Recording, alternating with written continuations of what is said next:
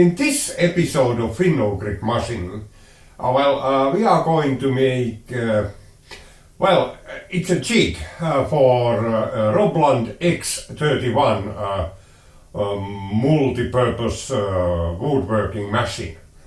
It has a table saw, a planer, and something else. It's a multi-purpose, multi-tool. It's very popular amongst woodworkers because it has very small footprint, yet it's very robust. But this machine has one problem. There is a sliding table saw, sliding side table, which, the adjustment of which is really difficult. Quite often we think that woodworkers, their tolerances are like really coarse. In this case that's not the case.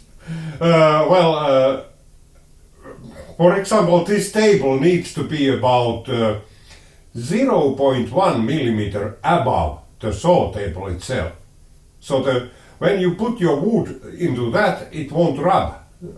That's about 0.1 millimeter. And of course, when you slide it, it shouldn't be tilted anyway. So it should be parallel with the saw table, but 0.1 millimeter above that. And the system how you do this, there are like 4 bolts which is attaching the whole thing on the side, and this is really difficult to do. But there is possibility for a jig. There is a dovetail in the table which you can use for alignment. And actually that dovetail is the origin of everything in there. Everything is aligned according to that dovetail in the saw table. Metering groove, as they say it is. Whatever that means. And the jig is what we are going to make today, and it consists of several parts, none of which is difficult to do. But the material is somewhat. In this case, I'm starting with a bolt that goes into that dovetail. This one is made out of Sverker 21 tool steel, which I then harden to a quite hard state so that it doesn't, so that you don't mangle it while using it. And that's what we start with, and this is nothing difficult. There is some heat treatment, some milling, some turning, all that today. So let's start with that bolt.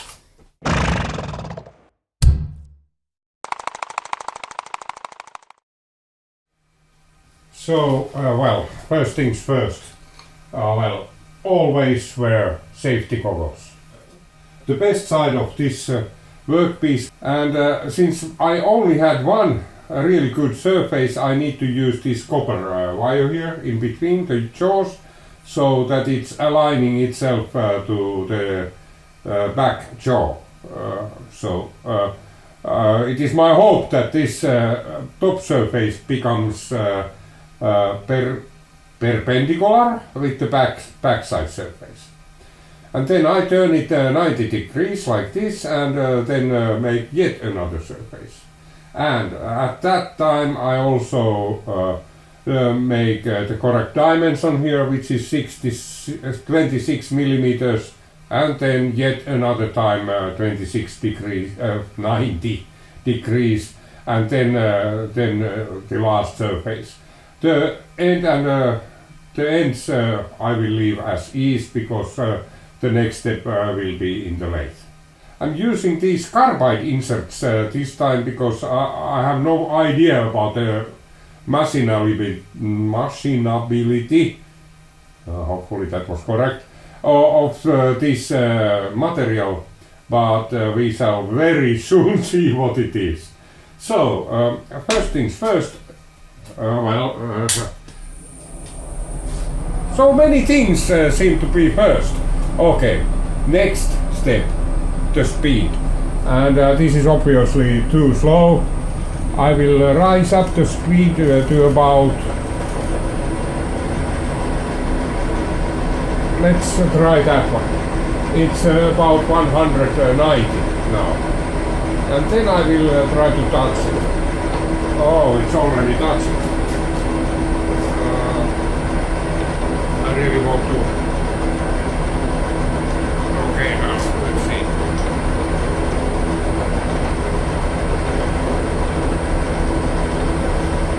Okay. Doesn't feel too bad. So, how much should we peel off the first time? Well,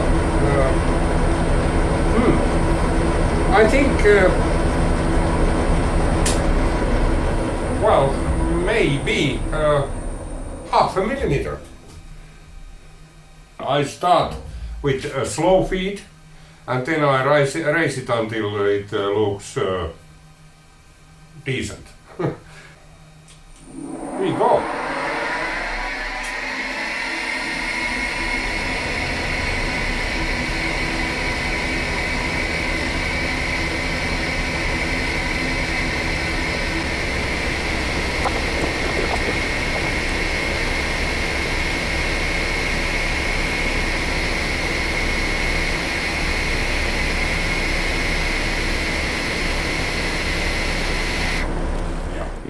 I assume I can live with that surface. Okay, now I just keep on turning it and making, of course, between each turn you have to take care of the burr, because when you turn it, the burr will impact your rectangularity. So therefore I need to, and you have to clean up everything really well. This doesn't, the chips it produces are really bad. They are sharp and they are like, I already got sticked, punctuated by one, and these are really bad. Okay, now I will just do this and I will come back when this is about the correct size, so we will meet you in the lathe. Well, I made two of these. This is one and another is here already in my. This is a, well, 4-jaw self-centering chuck. Very practical if you have a stock which is quadratic. Yeah, and therefore to be able to chuck those reliably, these must be, the dimensions must be exact. Otherwise it won't chuck well in this case. So yeah, and for some reason this chuck has been used very little. So well, now next operation for these is to make the place for the thread, and yeah, so I face it, turn it down to 10 millimeters, then make a thread relief and then thread it. Well, it might be possible to use a die in this case, but I'll check whether this is the case. Well, let's put this away for a while and see whether, so the speed is at the moment 600. Well, it's quite little. Let's see now.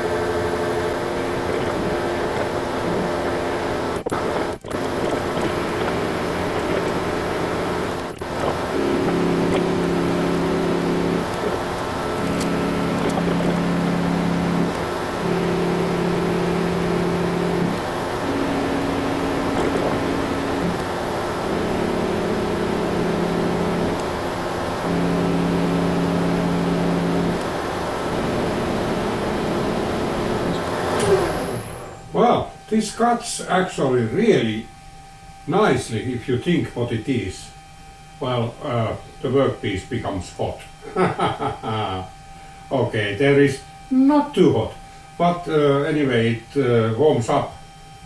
And yeah, of course, the surface finish when it's tool steel, so therefore the surface finish is well, it's not bad. It's actually very good.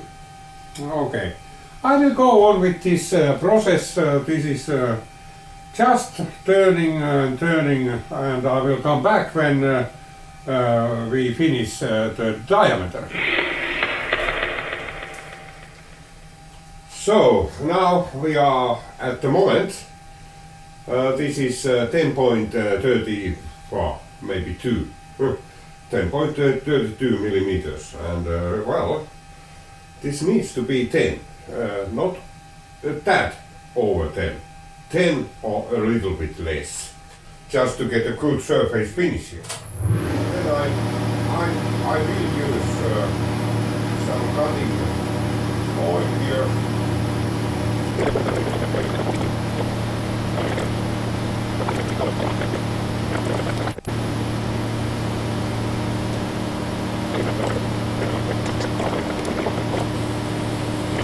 Done. Well, that's we can measure it, but there is nothing much we can do about it if it's like wrong size.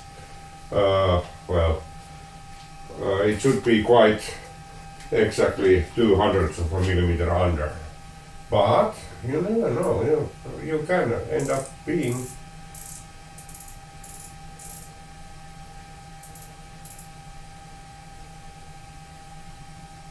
well, you should see this, it's 100ths of a millimeter under.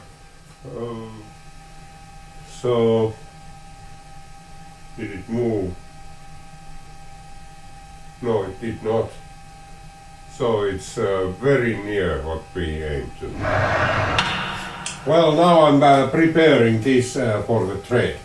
Well, in the document here is a round groove, which should be, well, it should be under the minor diameter of M10 thread. Well, for this reason, these grooves should be in diameter. Should be well about 2 millimeters. So let's take 2 millimeters out of diameter here.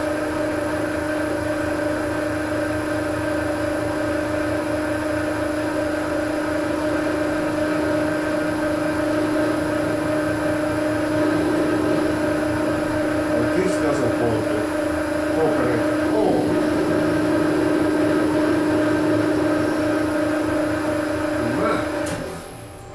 Again, I think we need to lower it down a little bit. I measure it to be on the center height, but sometimes these tools really amaze me. Let's try that.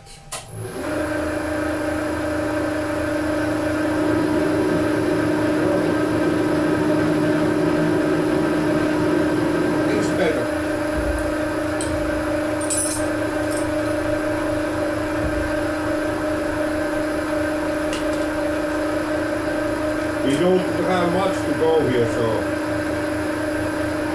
we are almost there, actually.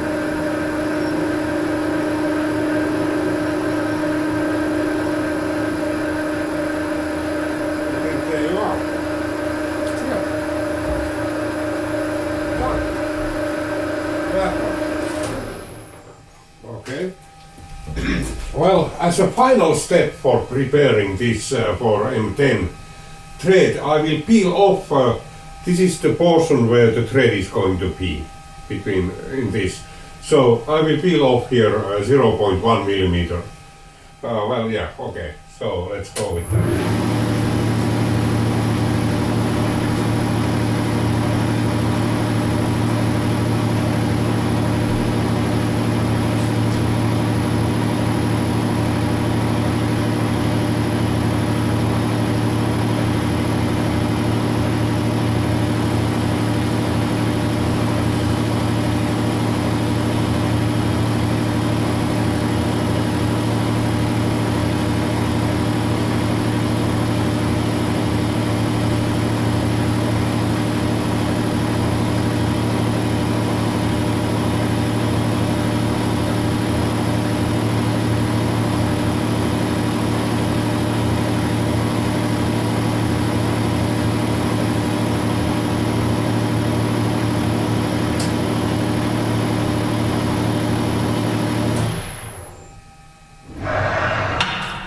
Okay, now preparing this machine for threading.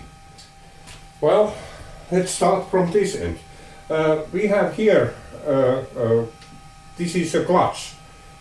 It goes into like that, into there. Now it has connected my spindle. Then what you need to do also is to disconnect any feed, like that. We are going to use the threading tool, and now you have to set the center height. I changed it to this tool holder, so it's probably in the wrong height at the moment. Well, it's 5 millimeters too high.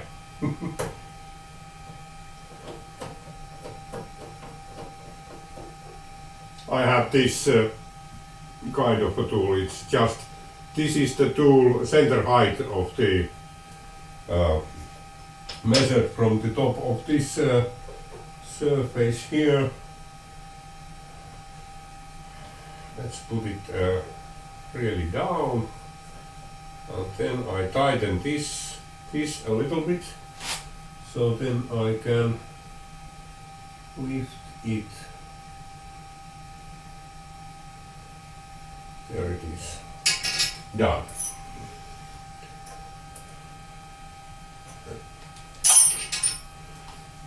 There is our tool now. That's the threading tool. Okay, so from this point to here, it's almost ready. Then we have a thing called thread pitch. M10 has a thread pitch of 1.5 millimeters.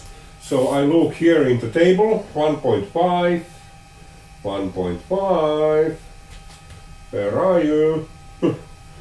1.6. Here you are.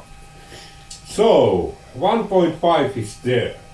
So we need to use FR or FZ. So we use R and F. FR. Okay. And then we have to use speed A, which is this one. Speed A. Okay. And then this dial here should be at 9. 9. Okay, there you are. And then there is furthermore one thing. It's the last lever here. This is to choose between belt-driven or gear-driven feed. And of course we are going to use gear-driven feed. There you are. Yeah. And then the speed. The speed is way too much for us. I think we should be using something like 200 maybe. Okay, let's see. Well, that's quite fast, but okay. And now, when you start threading like this, well, you probably noticed that I didn't talk about 30-degree thing. Well, I don't use it. When the thread is really small like this is not a big thread. You can get away from this 30-degree thing. But when the pitch becomes larger, the groove becomes deeper, you need to consider of putting this on some angle. And another reason would be that you have not so steady lathe. Yeah, those two. Yeah, but I don't use it, so everything is already aligned here. The tool is in 90 degrees perpendicular to the workpiece, it's on the center line, etc. But yeah, okay. It's a very good thing to practice this in advance. So when you are doing this, okay, now it's going the wrong way. So you should practice it by not. Okay, I shall see that we have room here. Okay, now I so-called dry runs. So I make some dry runs, and this is probably too fast for me. So I will slow it down even more.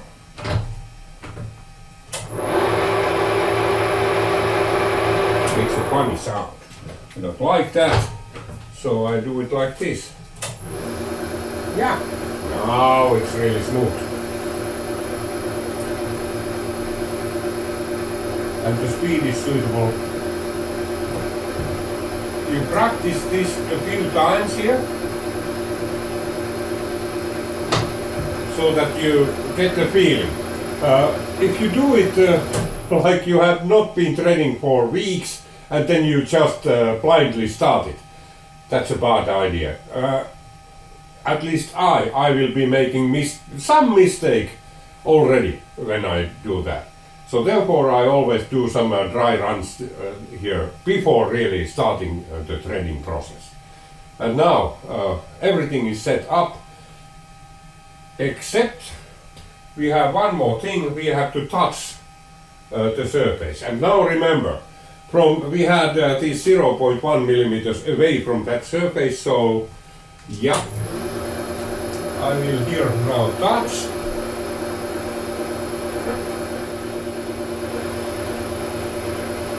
Okay, now it touches. And then I just zero this one. Like that. So now we should be ready to go. So the first thing is to make here a scratch pass. Just to see whether this is suitable pitch. I use this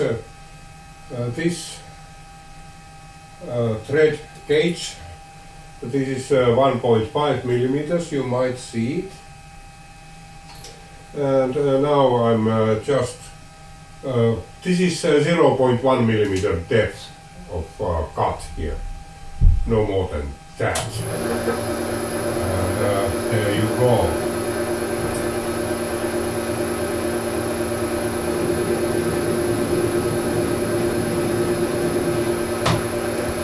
And then you pull back that from there before retracting. And oh yeah, I can disconnect the nuts. Well, the lead screw is 6 millimeters. It has a pitch of 6 millimeters, and it is divisible by this 1.5. So therefore I can disconnect it. If it would not be divisible, I had to keep it connected all the times. So now we see. I think we can clearly see that this is exactly as it should be. So now, and yeah,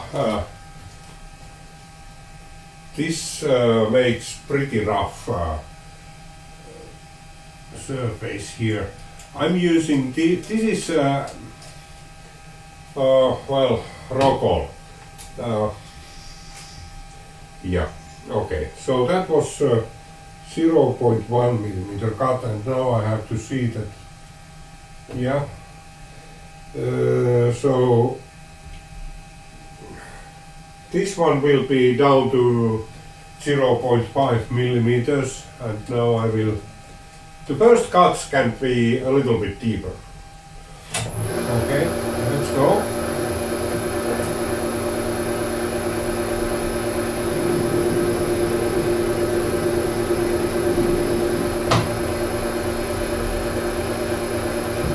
So that was 0.5, 0.75 now.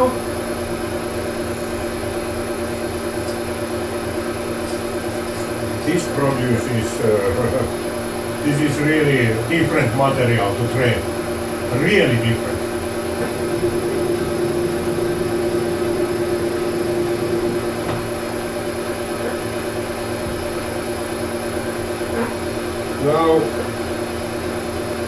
millimeter depth. I think we need to wipe off the chips from there.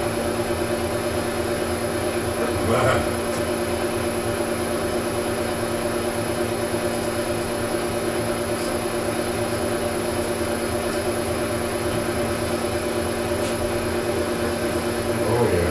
So now it's 1 millimeter depth.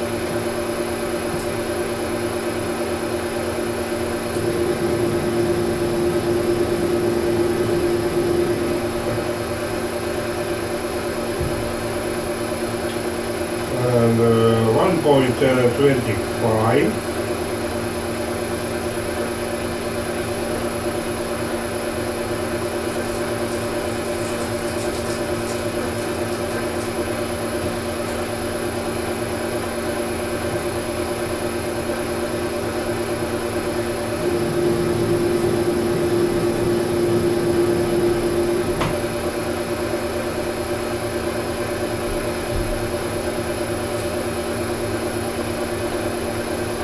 So that was 1.25, 1.5, and from this point on I will make shallower cuts.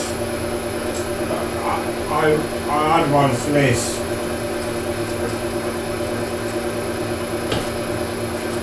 It's already quite a lot for this stage.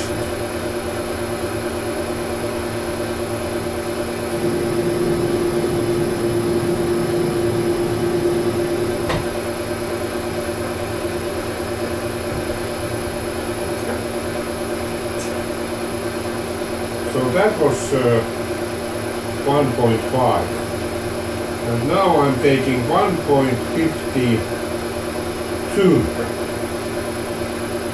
and 1.7, no, 1.6. Where is my correct zero is there, so 1.6. There you are.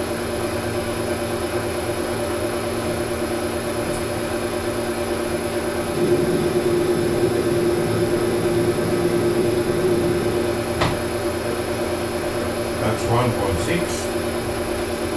Now I will add a little bit lubricant here.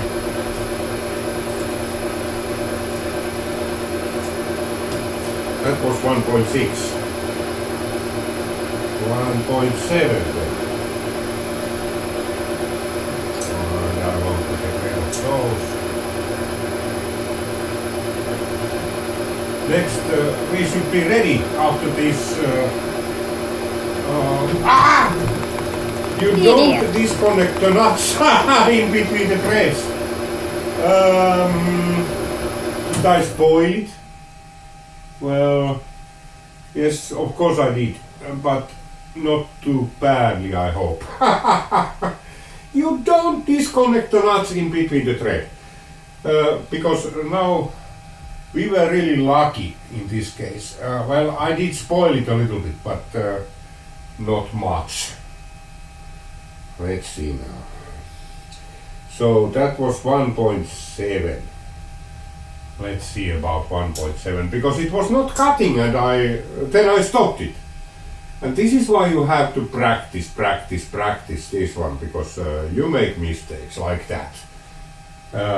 It did something for the thread, but not too much. Well, now it's the correct.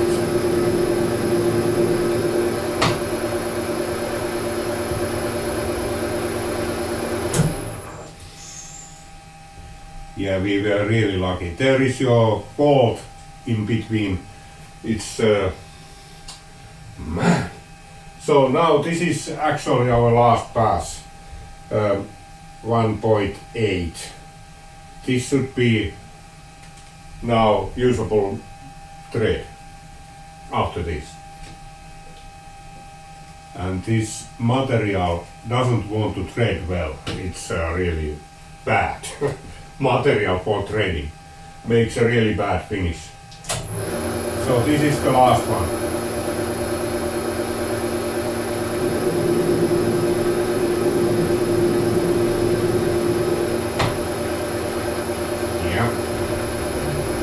nut should be now usable here.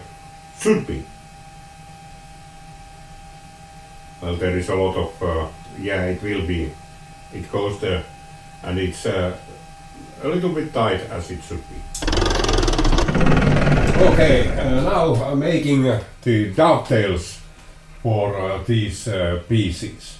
I have two of these.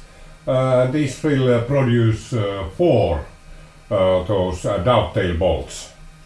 And now, well, as you can see, this is tilted this way. It's actually tilted, well, seems like 30 degrees, producing the needed 60-degree angle into that dovetail.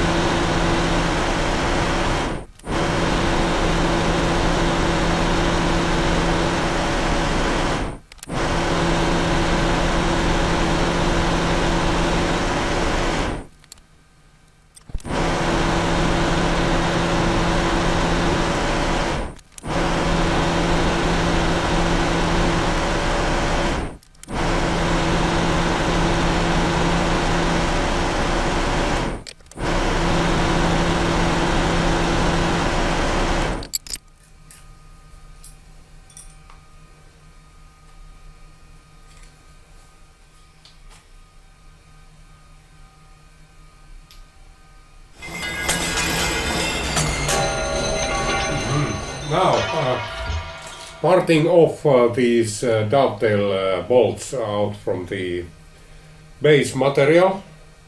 So I'm using this 1 millimeter wide slitting saw. This is carbide, and I'm running this dry because, well, I don't want to have a huge mess here around. Carbide you can run dry with this material, maybe, we will see. Anyway, my intention here is to run it across here and then turn the workpiece 180 degrees like this, turn it around and then slit again. And well, then we should get it apart. We shall see what happens here.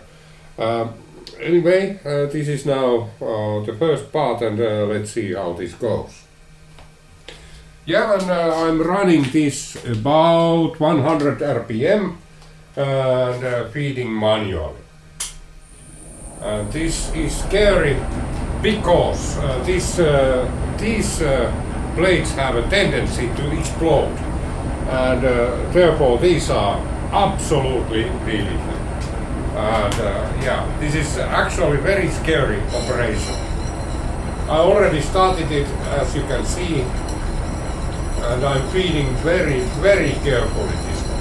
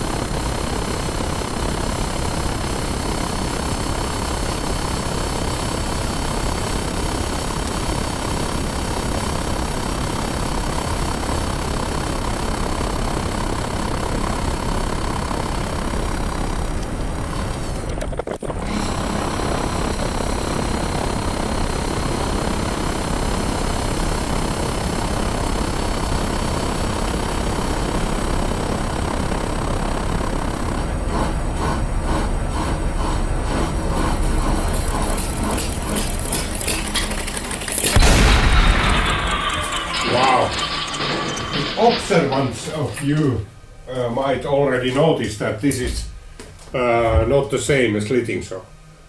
Well, it exploded. Man!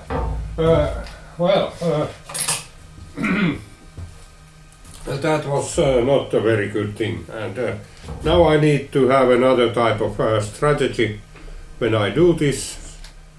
Let's now first start with this one.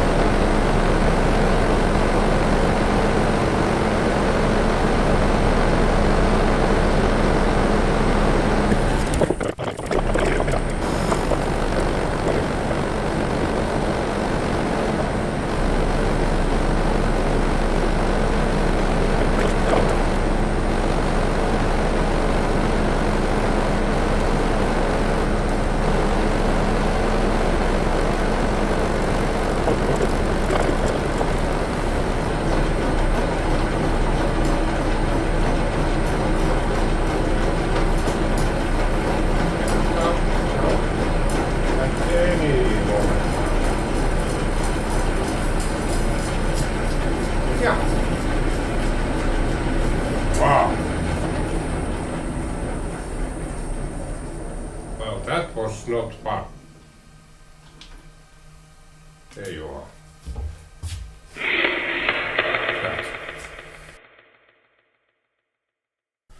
Okay, dialing in this workpiece into the milling table. Well, this is a really simple process. I have a dial indicator attached to my milling head. First we need to move this in the Y direction so that it's in 0, like that. And then I start scanning, and I always scan it from this point to that point. And I know it's already like tilted a little bit because I did it intentionally. So let's go here. Okay. So I knock it here. It should pivot from here. Let's see now. Well, it's still a little bit. Now it's very much more sensitive.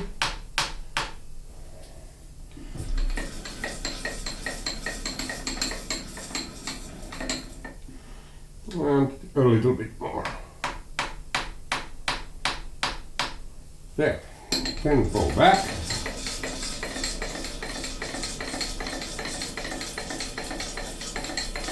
Well, it's still a little bit tilted, and the reason for this is that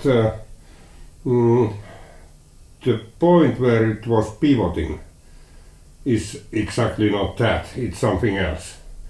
So now we do this again. Okay, let's do it here. A little bit more, yet a little bit more like that.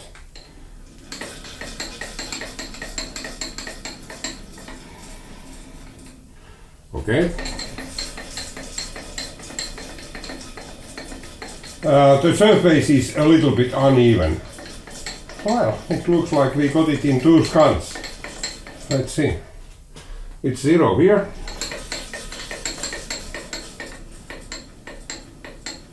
Yeah, there are some variations on the surface, but those are not bad. Yeah. Yeah. 2 scans. And it's dead.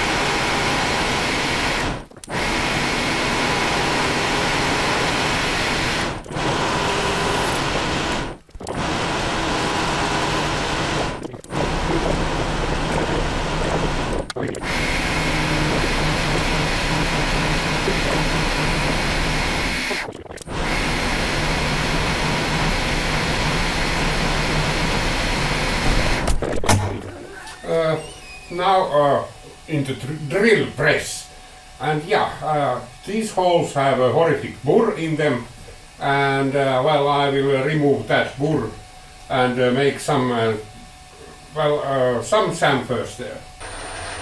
It's like manual machine. Okay, that's first, second,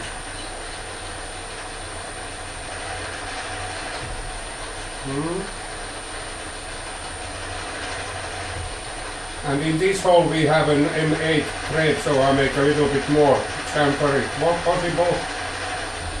A heavier one, into that.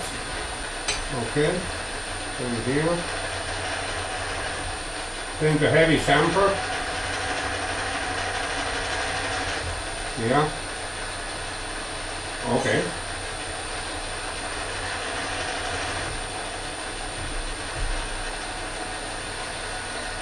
These two.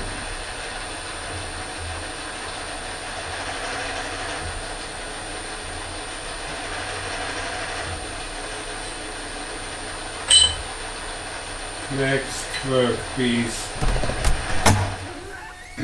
Now this here is a 10mm H7 reamer.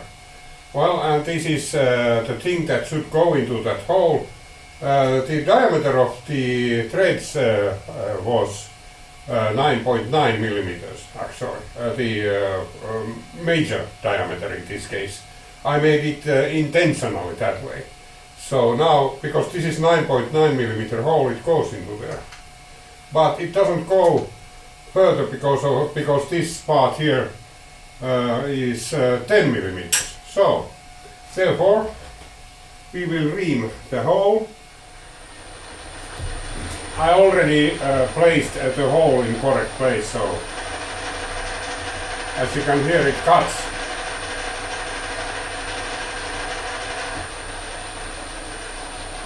I will put it intentionally a little bit deeper, and then you need to be really careful when you pull the reamer out from the hole.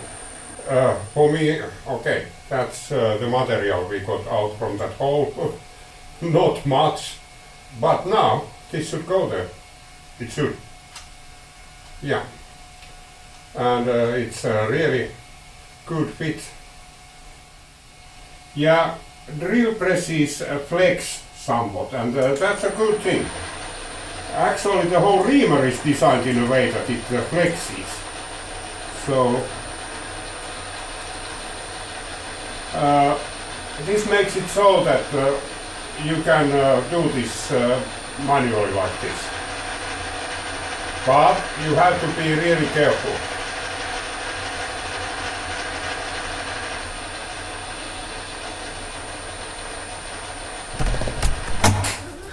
And now I'm making the M8 thread.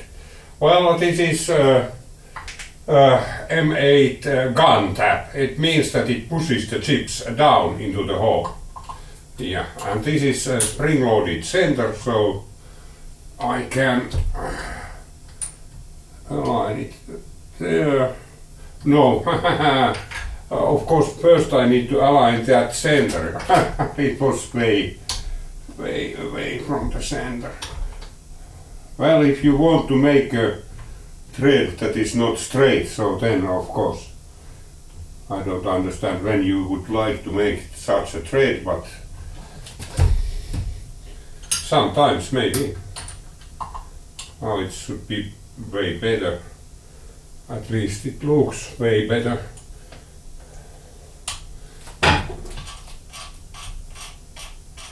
I'm using this drill press has a feed mechanism, so I can connect it, and there is a hand wheel which I can use to lower this down, and it also keeps it down. So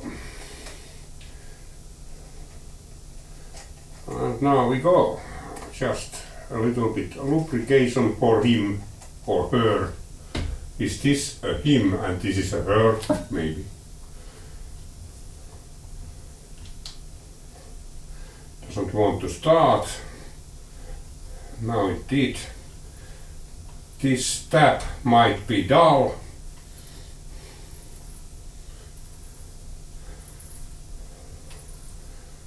Goes there anyway quite well.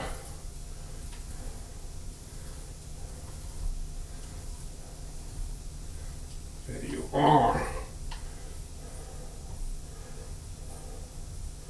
All the way through, and then I just lift that one. Okay, here is one of those rail support pieces. It will be quite a heavy thing. It will be this is hot rolled mild steel, and it's 20 millimeters thick. And well, it's about 280 millimeters long and 80 millimeters wide. The final size should be like 70 millimeters wide, but well, I think I will just straighten this corner. The references, there aren't many exact dimensions in this one. One of the exact dimensions is this hole, which is going to be here. Do you see that? Yes, about here. And this should be quite exact, in a very exact place. And it also should be have an exact dimension. So after I have roughed these, I will also fine-tune the surface, and after that I will make that hole and also this hole here. So first this corner here, and it will be, I will feed this manually. Let's see about the speed then. Well, this is too slow. I would like to give it something like maybe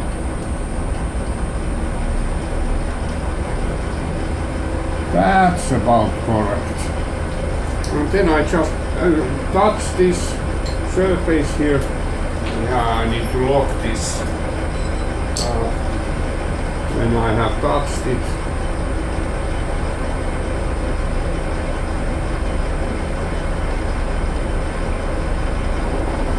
There you are.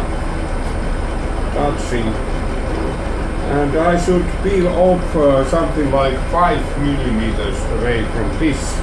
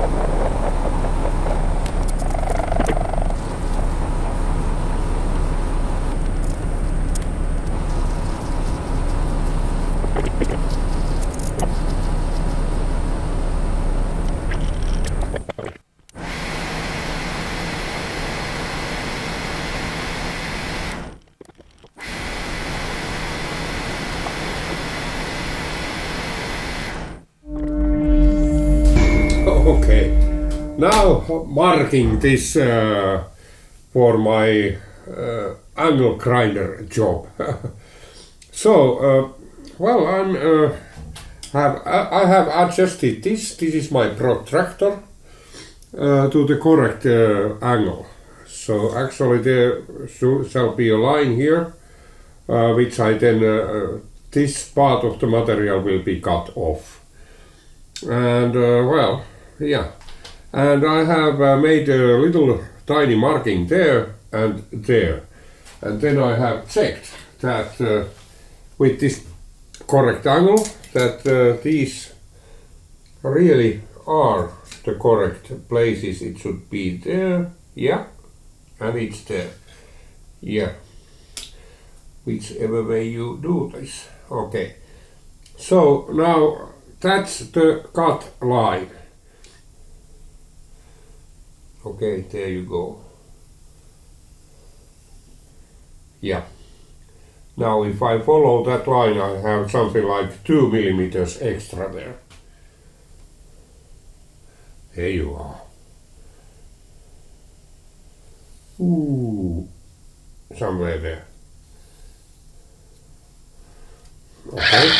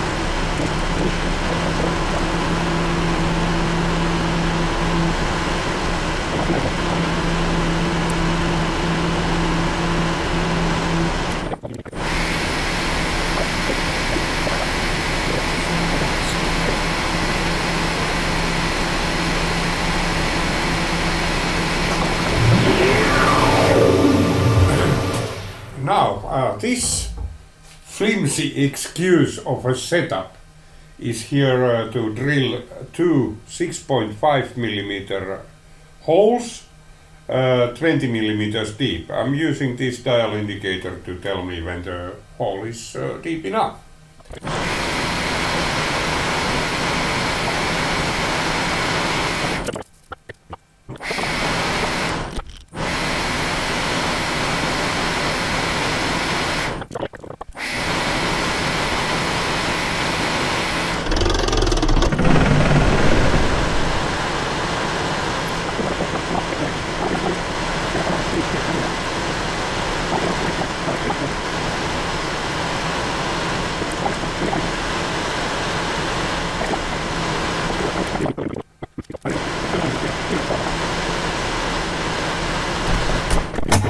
Well, now tapping all these holes, we have a few of them here. Wow. It should pull the chips out, and I'm keeping on eye that they come out from there. And at the moment they stop coming, I have to break those chips.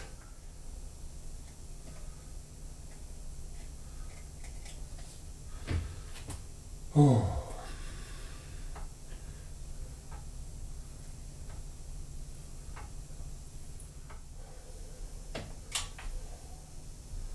Yeah, this is a gun tap, and this will push the chips down into the hole. Oh, this feels really easy. There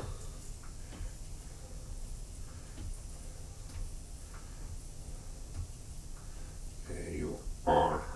I think we are already here.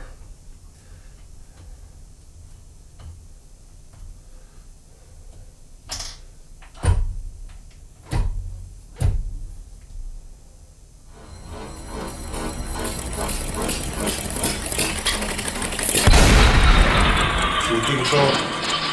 Well, yeah. And because it is a slitting saw and these tend to explode every now and then, I have some extra insurance here to hold the workpiece really securely in the place. And this is run, wait a minute, sorry about I'm here, about 80 revolutions per minute.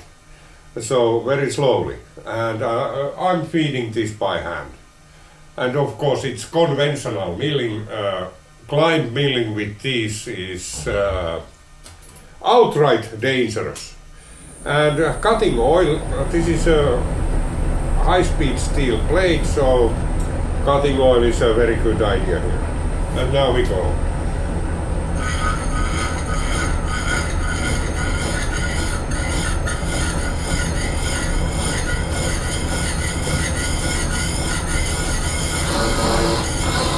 And I try to be careful here, really.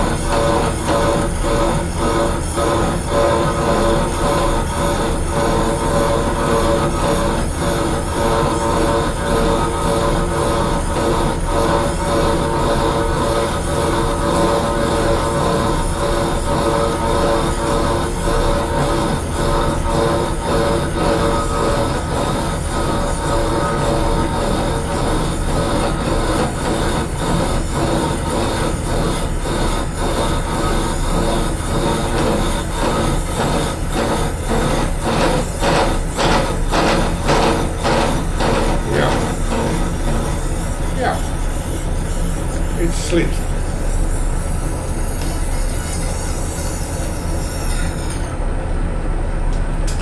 Well, it was surprisingly easy. I was expecting a lot more drama here.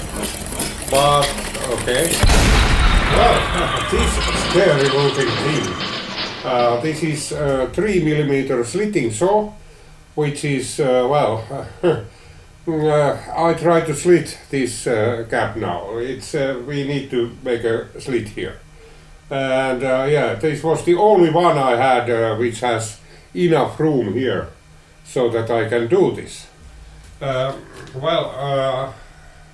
Yeah.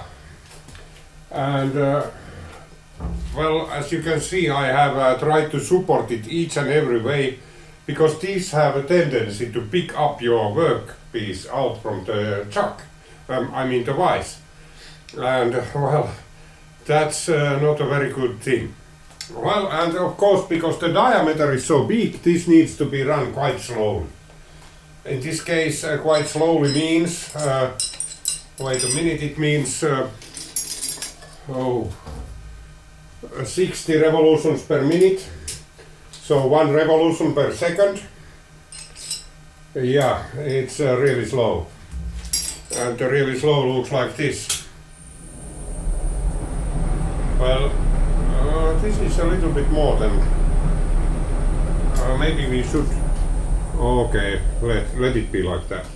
And then, of course, cutting oil is a must here. Yeah. So, let's start slitting. I need to do this in 2 passes because of the envelope of my milling machine. So, let's see now. This is really scary.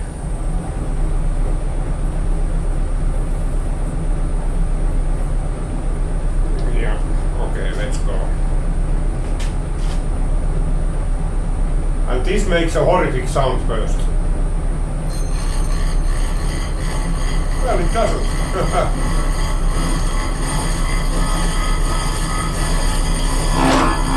Very nice.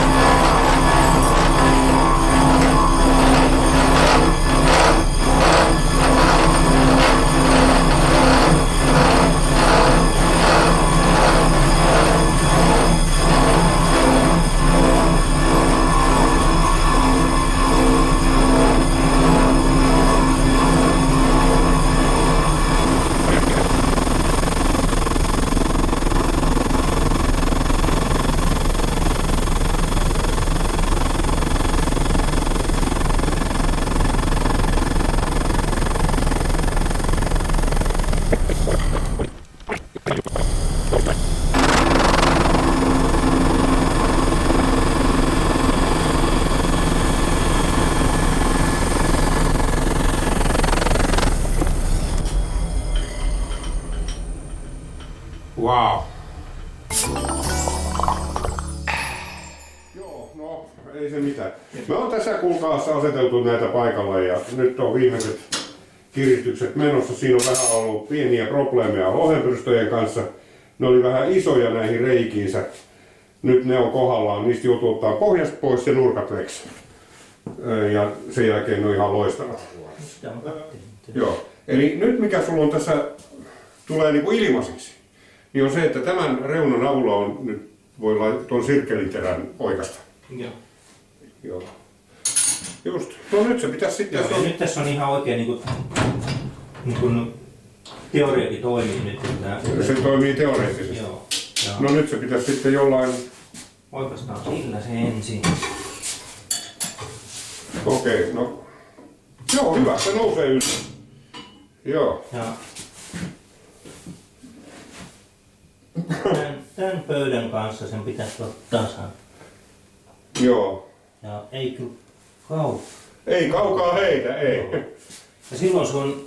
Näitä joutuu vähän... Nyt on muuten hei... Joo. Milläs me saatais nää... Panna ruuvipuristimet tonne. Joo, no niin. Se on siinä se. Joo. Okei. Joo, niin sitten saadaan sitä vähän säätää. Eli ennen kuin tätä lähdettiin säätämään, täällä on epäkeskojen pulttien varassa olevat kuulalaakerit. Ja ne pitää laittaa puoliväliasentoon. Että niissä on sitten lopulta vielä säätövaraa niin kuin kallistaa tätä pöytää ylös alas. Eli nythän se voi laittaa niin kuin sinne päin. No nyt tässä joutuu kyllä kiristelemään ja löysäilemään näitä puristimia. Niin joutuu joo, että se on semmoista vähän iterointia nyt sitten. No, joo. No, nyt paikalla. Hei, me tarvitaan se paperi nyt. Niin, no se paperi on väärällä puolella. Paperihan pitää olla tällä puolella. Tossa meillä on nyt sitten niin kopiopaperi. No nyt tämänkin voisi painaa jollain puristimalla kiinni. No ei ehkä. Ootas nyt. Mä vielä kiristän sitä vähän. Kyllä mä saan sen puristimalla kiinni tuohon. Onko se nyt jo? Tää nimittäin nousee tästä kyllä varsin kiivaasti. Nosta inuselle. No nyt se on jo löysä. Joo. Täältä se on tietysti kireä, koska se ei enää ole suorassa tähän. Joo. Joo. Otetaan pikkasen takaisin. Aivan. Vähän takaisin. Ei toisen suuntaan. Aivan. Joo. Sen, että paperi liikkuu. Niin. Tää on muuten, nyt on hyvä. Jep. Tää on tosi tarkka sääntö. Täällä on helppo säätää ne tarkasti. Ja sitten toinen puoli samalla tavalla. Yes. Ainoa vaan, että sit, sen jälkeen me vielä tehdään hienosäätö tuon avulla. Me Joo. saadaan se ihan täysin vaateeksi. Joo. Ja sit se. Toi ekana löysä, jos joutuu nostamaan. Joo. Onpas se tiukka. Joo. No mä voin hemputa vasta. Tää on kiire, eli kiristät. Joo. Kiristät. Nyt liikkuu Joo. vähän takaisin. Nyt takertuu. Takertuu aika kovasti. Joo. Se on oikeastaan niin kuin jossain siinä. Sitten vaan tiukalle se. Ja sit Ei tarvitse. Ei Joo, tarvitse. toi koskee säätöä ja sit siinä Joo. se on siinä. Joo. Joo, siis se on säätö silloin, kun joudutaan nostamaan. Joo. Mutta silloin, jos joutuu laskemaan, joutuu vääntämään, niin silloin vedetään tuolla. Joo. Ja se on vähän, no niin. Ei vitsi. Joo, ja nyt seuraavaksi sitten laitetaan mitut, jolla mitataan tämä. Tää ensin. Onko se nyt vaaterissa? Tää epäkesko. Siis tää epäkesko säätö mun mielestä pitää tehdä ennen kuin otetaan sitten toi mitu käyttöön. Siis nämä pitää saada samalla, tämä etumainen kisko Joo. pitää saada niin kuin vaateriin tämän pöydän kanssa. Epäkeskolla ei pitäisi olla mitään tekemistä tämän kanssa. Jos me saadaan epäkeskoa, niin silloinhan. Joo, totta. Joo, Silloin se ei mitään silloin- merkitystä. Se muuttuu suhteessa. Se muuttuu koko Joo. roina. Joo. No niin, katsotaan, osaanko me käyttää tätä. Tämä on mun hieno hankinta monen vuoden takaa. No siis puusepällä tämmönen mittakello, se on jo melko Joo, yllättävää. joo, mä en edes muista, että mihin mä tuon hommasin. Joo. Et, No ei millään kuule riitä tää nyt tätä varsi. Missä on oikea paikka? Tuossa. Ja nyt tää tuli uloskin täältä. joo. No niin, se pitäisi saada tuon pöytään kiinni. Nyt ollaan pöydässä kiinni kuule. Jos saat sen, Tää on kiinni. yritän saada tän niin kuin silleen, että se on yritän suojata tätä mittaria. Mm. Onpas se hempula. Miksi on nää hempula? Se on toi liitos tuolla. Ei kun hetkinen, mikä siinä on hempula? Oot. Se on se sun... Tää on löysällä tää tankki. Niin. Siis tuo kiristetään. Eiköhän enää hei. No. Joo, just. No niin, nyt rupeaa. Jos vielä otetaan vähän ulospäin, jos nyt vedät sen kiinni. Mut kyllä tässä niinku kahdet kädet tai käsiparit tarvii. Käsipari on hemmetin hyvä juttu Joo. tässä. Joo, näkyy olevan kosketuksissa. Eli nyt jos me mitataan tästä päästä, täältä tämä, niin se olisi nyt 0. Sitten jos mä siirrän sen tänne, niin se on niinku täällä alhaalla. Joo. Joo. Eli tätä päätä joutuu hiukan nostamaan. Tai laskemaan, kumminko vaan. Mä nostasin. Joo. Koska tää on valmiiksi pinteessä siihen suuntaan. Joo. Eli nyt vähän kiristetään tosta. Toiseen suuntaan. Kato. Löysäämään. Joo. Osa kulikin siinä. No niin, sitten mennään takaisin sinne. Se on viimeisen päällä. Ai niin, kun mistä tiedät, että se on suora? Mä mittasin tän. Aha, no selvä. Joo, mulla oli vähän aikaa, niin tsekkasin sen, että se tuolla noin niin pyörittämällä niin pysyy aika nätisti toinenkin. Niin siinä oli se 500 suurin piirtein kanssa heittoa. Sinne laitetaan tommonen tuonne, niin se lukitsee sen, että sit saa... Okei. Siis periaatteessa tätä ei kai tarvitse kauhean tiukalle laittaa, koska sehän kiristyy sitten, kun sä rupeat käyttämään tätä sahaa. Varmaan. Vähän niin kuin rääläkän laikat, ihan samalla tavalla. Joo. Okei. Joo. Kyllä. No nyt sitten vaan, miten ootkin mitannut sen nyt? Joo. Niin siis tää on luistellut siellä urassa ja sä oot itse asiassa mitannut tän niin kuin ohenpyrstön uran reunaa. Joo. Mutta sehän ei ole tarkka. Ei, ja sitten justiin se, että kun toi ei ole lohenpyrstö, toi itse mikä menee sinne uraan. Niin, no joo, se on niinku... No nytkö se on? Kato. Nollilla, eikö? Joo. Mennään tänne. Nytkö? No. 10 milliä ero. Eli tää on täältä päästä tuolla 10 milliä. Ei kun täällä. Hetkinen. Joo, siis täällä. Ja se pitäisi saada tänne. Se pitäisi saada tuonne päin. Joo, ja se on ääriasennossa nyt tää säätö. Niin. Interessant. Joo. Tää on nyt kuitenkin sellainen, että näitä voi käyttää ja nää toimii. Joo. Yes. Tekee mestari. Ja harjoitus tekee mestari, eli... Joo. Oliko sulla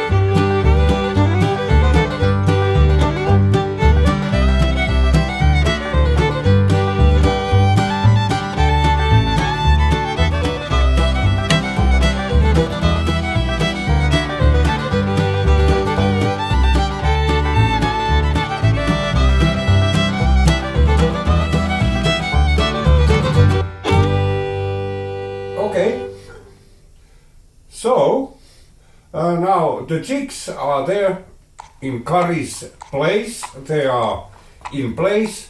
Well, however, there is one fault in them, which was not apparent in the pictures.